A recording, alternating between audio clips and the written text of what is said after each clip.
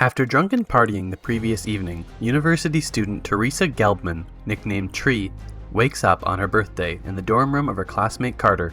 She ignores a phone call from her father David and dismisses Carter while leaving his room and throws away a birthday cupcake given to her by her sorority housemate Lori. Tree also meets with her married professor Gregory Butler, with whom she is having an affair. That night, on her way to a party, Tree is lured into a tunnel and murdered by a figure wearing a mask of the campus mascot. Tree immediately wakes up in the same way she had previously, in Carter's bed, and is unnerved to find the previous day's events repeating themselves. Baffled, she nonetheless relives the day and uses this second chance to avoid the tunnel and reach the party. However, the masked killer follows her to the party and murders her again.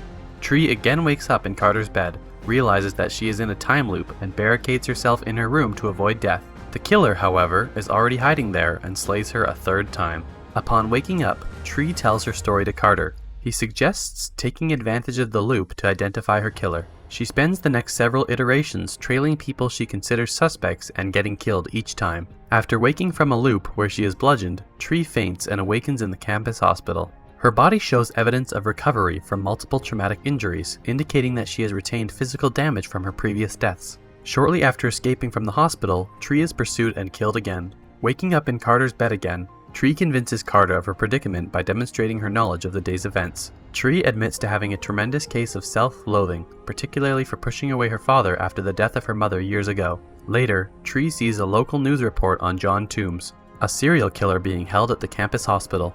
Concluding that Toombs is her killer, Tree rushes to the hospital to warn of his escape.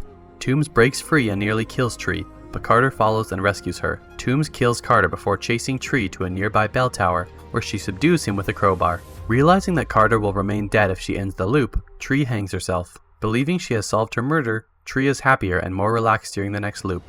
Tree ends her affair with Dr. Butler. She meets her father for lunch and the two begin to reconcile. That night, she goes to the hospital, where she traps and kills Toombs. Relieved to finally be free, she celebrates her birthday in Carter's room and eats the cupcake given to her by Lori. Tree wakes up still in the loop, confused and angered by her predicament. She returns to her room, where Lori offers her the cupcake again. Tree realizes the previous loop was the only time she had ever eaten the cupcake and had died in her sleep. Tree realizes that Lori is the true killer. Lori had poisoned the cupcake, but when Tree failed to eat it, Lori utilized her job as a nurse at the hospital to frame Toombs for Tree's murder. Tree announces she will take the cupcake to the police. Lori then attacks Tree and admits to also having an affair with Dr. Butler, whose preference for Tree has led to Lori's murderous plan. In the ensuing fight, Tree stuffs the poisoned cupcake in Lori's mouth, then kicks her through a window to her death. In a restaurant, Tree and Carter muse over the day's events and he offers her his room for the night.